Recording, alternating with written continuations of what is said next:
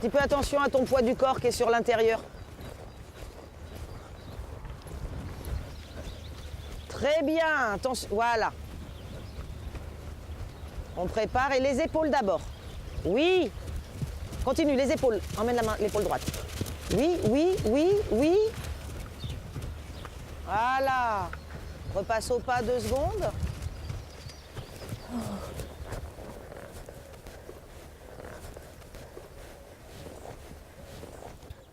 Alors toi, ton plus gros défaut en compète, c'est ne pas préparer ta prochaine figure. Le problème, c'est que des reprises, t'en as pas 50 à apprendre. Et il faut que tu les connaisses tellement par cœur que tu n'aies pas à réfléchir à la prochaine figure que tu dois faire, que tu aies juste à préparer ton cheval, à le mettre dans le confort pour qu'il te donne la prochaine figure. C'est vraiment ça. Hop, on se réassoit. Si besoin, tu refais un cercle pour te réinstaller. Et tu montes bien dans ton coin. Tu prépares ton doublé maintenant.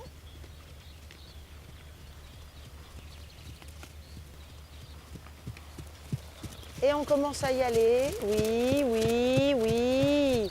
Jambe, jambe, faut que tu touches. Voilà. Et garde le doigt serré sur la reine gauche. T'as perdu un peu les fesses.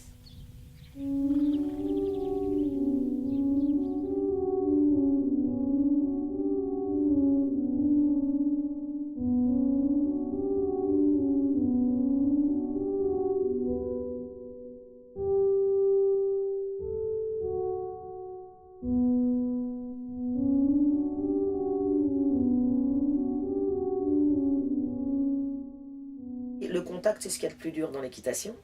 Avoir un bon contact, c'est avoir un contact. L'équitation, pour moi, c'est quelque chose de très délicat, de très subtil. Voilà. Toutes les subtilités de l'équitation, on les voit dans le dressage. Si on n'est pas subtil dans ce qu'on fait, on va avoir des réactions du cheval qui vont être supérieures à notre demande. La subtilité fait qu'on commence par une petite action qui va progressivement s'accentuer si on n'a pas la bonne réponse à notre demande. On demande quelque chose au cheval, on a plusieurs niveaux, comme dans l'éthologie. Donc il y a un premier niveau de demande bêtement avec l'utilisation des jambes, le souffle de la botte, la pression du mollet, éventuellement le toucher de l'éperon et après le stick.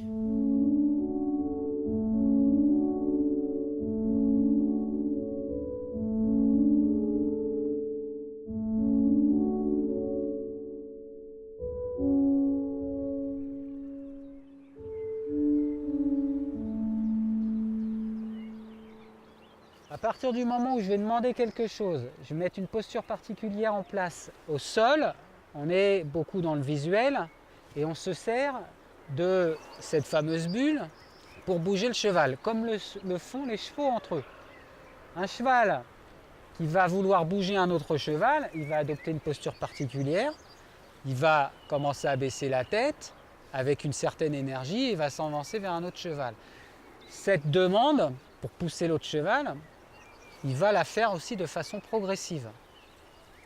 Si ça ne fonctionne pas, il va aller jusqu'au bout. Il va descendre de plus en plus la tête jusqu'à un certain niveau. Il va commencer à montrer les dents, il va baisser de plus en plus les oreilles.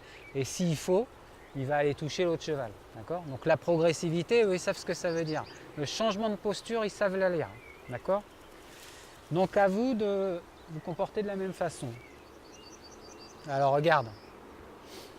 Après, il faut lire la montée, faut lire la progression dans la montée d'intensité. Donc, à chaque pas que tu fais en plus, on doit ressentir plus d'intention.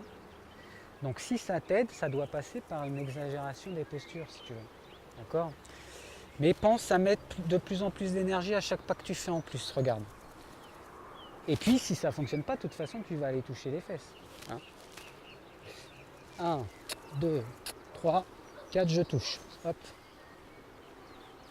Je prends mon repère de 4 phases. Ok, alors, donc Pascal, là, tu pars un peu vite. Donc en plus, tu me disais que ton cheval était assez sensible. Ça veut dire qu'il a besoin de mieux identifier la montée d'intensité, qu'elle soit plus progressive et qu'il sente bien la différence entre chaque phase. D'accord ? Là, tu pars un peu fort. Du coup, si ça ne fonctionne pas, tu es obligé de monter encore plus fort, alors que tu as besoin sans doute de moins. Ouais. D'accord ? Alors regarde, on va voir, hein. On va essayer de voir un peu ce qu'il dit. Et ça ne veut pas dire que tu n'auras pas besoin d'aller toucher, hein, mais le cheval doit mieux identifier les phases. Alors j'y vais. 1, 2, 3, hop, et tu vois, ça suffit. Et j'ai fait beaucoup moins vite que toi dans mon déplacement, et je suis parti d'un niveau d'intensité beaucoup plus faible aussi.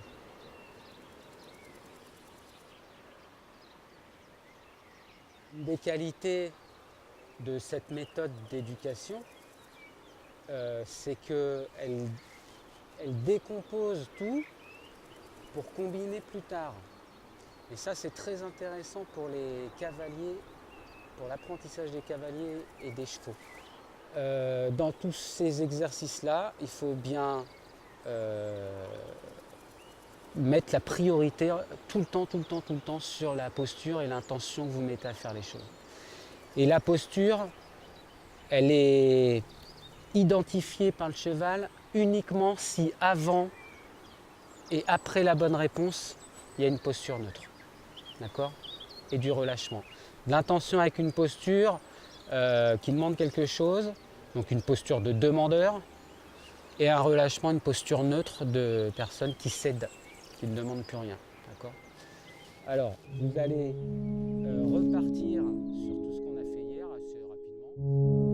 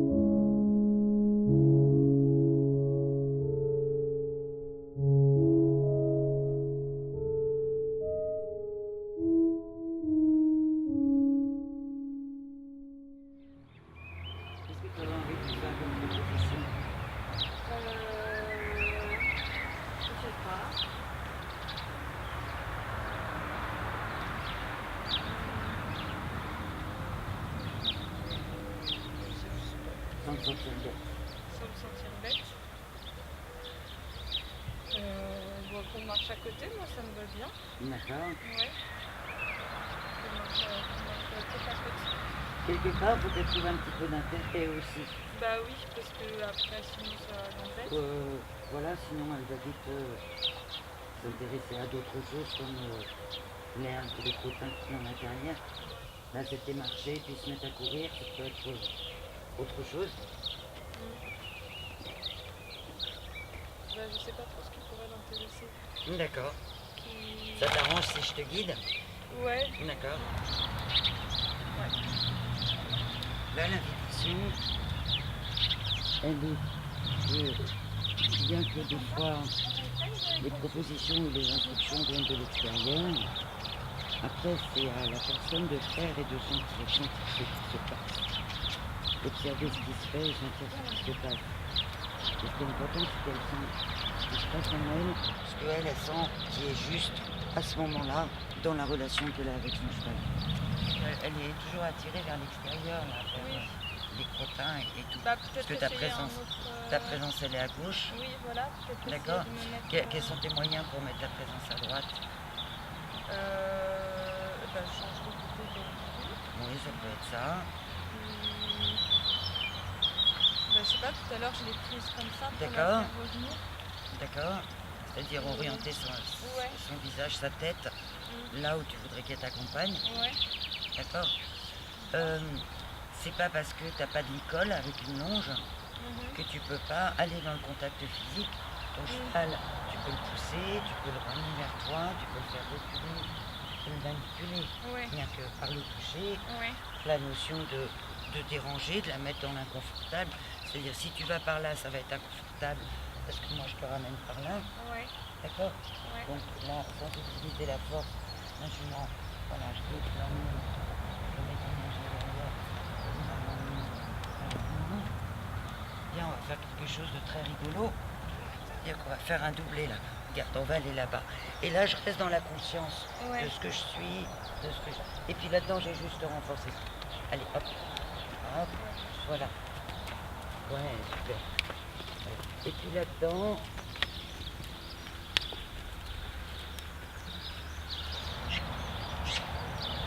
Voilà, tout le langage du corps. Je reviens vers toi. Et là, j'ai 3 grammes de mon poids. Ouais. Je mets de la présence droite. Disons le côte là. On va pas manger. Là, moi, j'ai une proposition à te faire. Ouais.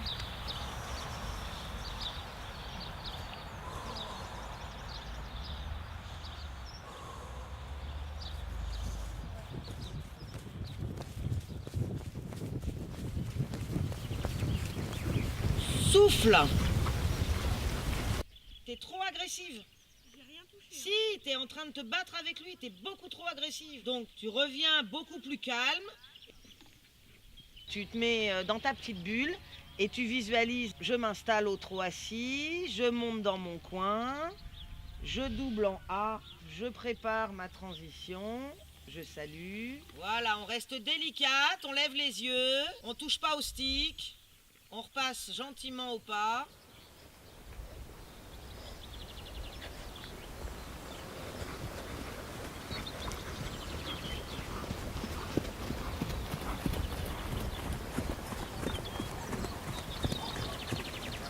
Ta main gauche, cercle de 12 mètres, diagonale.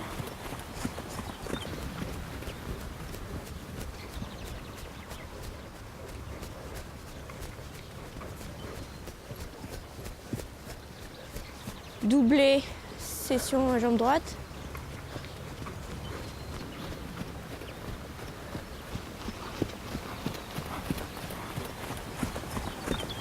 Cercle.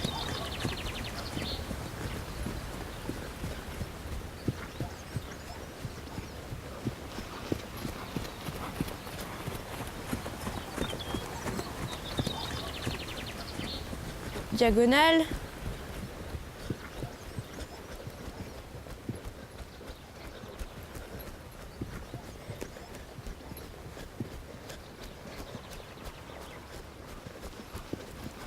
Doublé, session à la jambe gauche.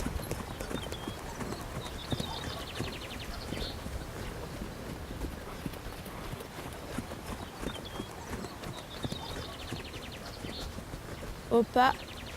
Diagonale. En allongeant.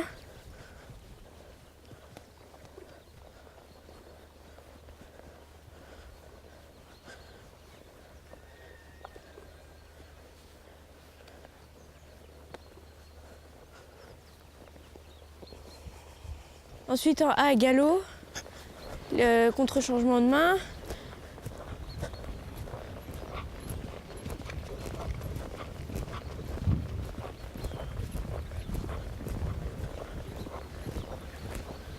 Cercle de 15 mètres.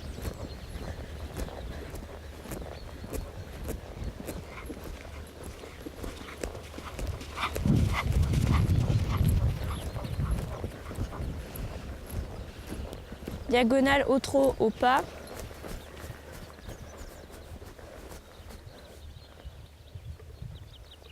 Galop.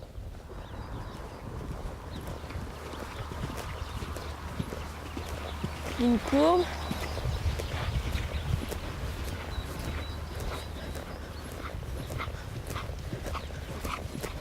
Cercle de 15 mètres.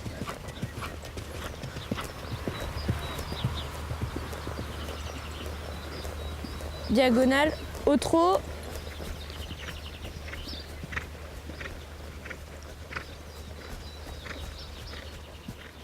Doublé.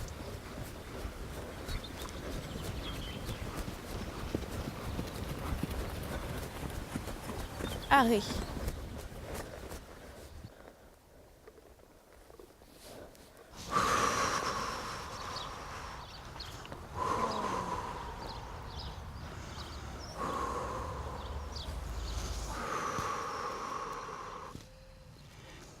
Donc dans l'inspire, ça va être de creuser légèrement ton dos en poussant ta main vers l'avant. Et puis dans l'expire, de venir appuyer ta main comme si la paume de ta main venait toucher ta colonne vertébrale. Et dans cette idée-là, l'air que tu inspires, tu l'envoies dans les zones intervertébrales. Visualise tes vertèbres, tes petits disques intervertébraux et tout. Et puis tu envoies de l'air là-dedans. Juste pour mettre de l'air, pour mettre de la place là où peut-être il y a quelque chose qui est bloqué.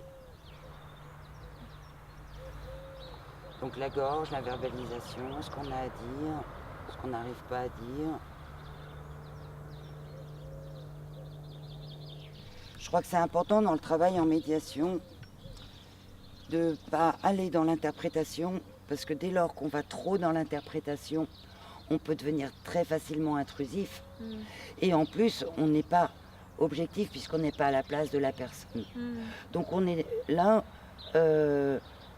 où là je peux pas me tromper puisque c'est clair, c'est la gorge, c'est voilà ce qu'on a à dire, ce qui vient des poumons, ce qu'on a à dire et qui doit sortir sous forme de paroles à l'extérieur. Mais je vais pas plus loin.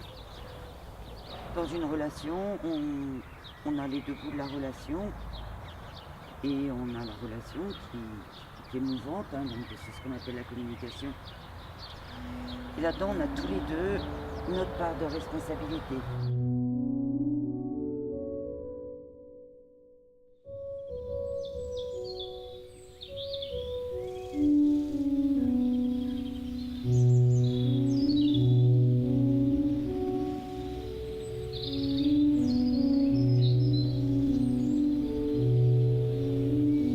Les gens qui veulent progresser avec leurs chevaux, ils sont obligés de se rééduquer aussi.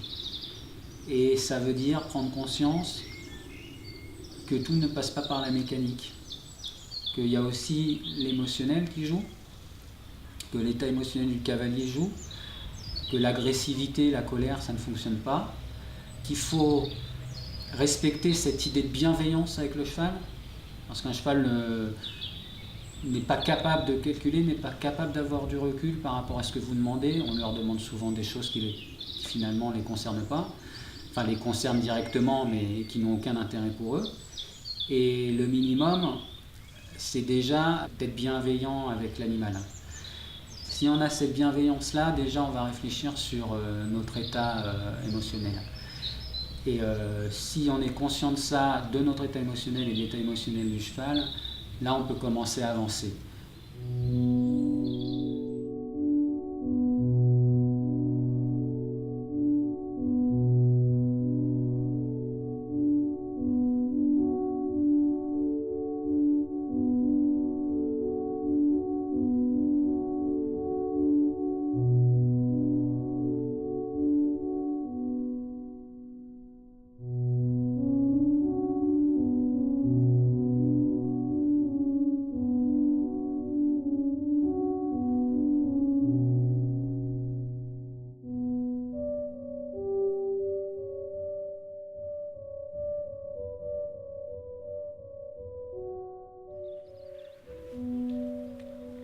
Voilà, tu vois, là il se rassure un peu et tu vois je fais 3 foulées et je suis déjà en train de me redresser et de lui demander. Et ça va le rassurer encore une fois. Là par contre, voilà, il faut corriger ça. Je caresse. Voilà, je refais une dernière fois. Donc, tu vois lui il a besoin de... Je recommence, hop, ça suffit.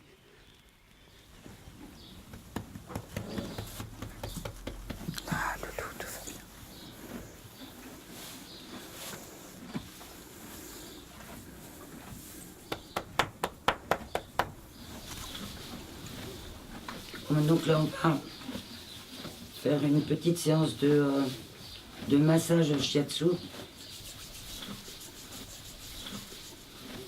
Moi, le shiatsu que je vais faire, c'est en fait un shiatsu de décontraction, un shiatsu de massage qui va avoir pour effet d'essayer de réharmoniser un petit peu la circulation de l'énergie dans l'ensemble du corps du cheval.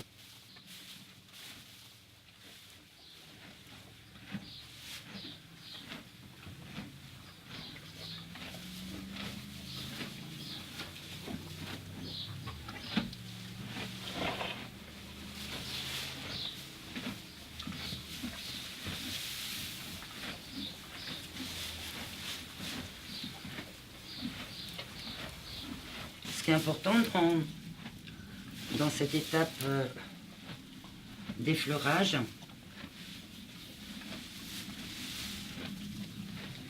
c'est de pouvoir essayer de retenir tout ce qu'on a pu sentir en fait avec les mains.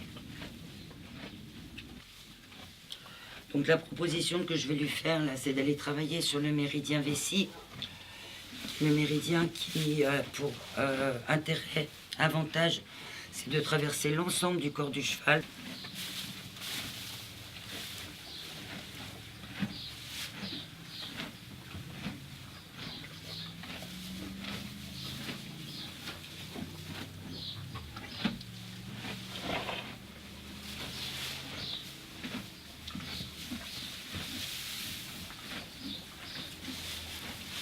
Au regard de ce que j'ai entendu là sur le passage donc, de ce méridien, qui sera peut-être différent hein, de l'autre côté, j'aurais envie de réveiller la zone entière du dos.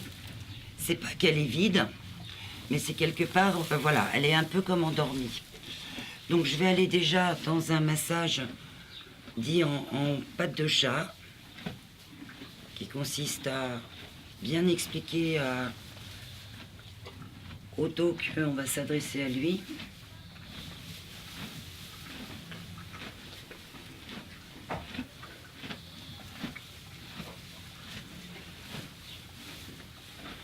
Pour l'instant, voilà, il est toujours dans son foin.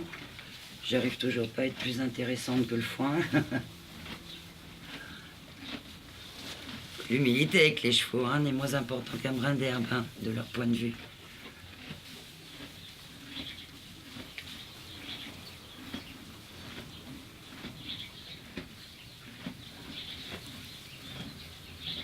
Ce qui est intéressant là-dedans, c'est qu'une fois que le cheval a entendu la proposition, très souvent il va aller nous guider là où il a besoin d'être stimulé dans son point. Il m'arrivait très fréquemment d'avoir des chevaux qui venaient me guider, qui venaient se déplacer sous la main pour dire là j'en veux, là tu peux y aller plus fort et tout. Et là-dedans, ce qui est génial, c'est qu'on peut vraiment... Bah, c'est lui qui valide en fait. Donc comme c'est lui qui valide, on peut lui faire confiance parce qu'il n'y a que lui qui sent ce qui se passe dans son corps.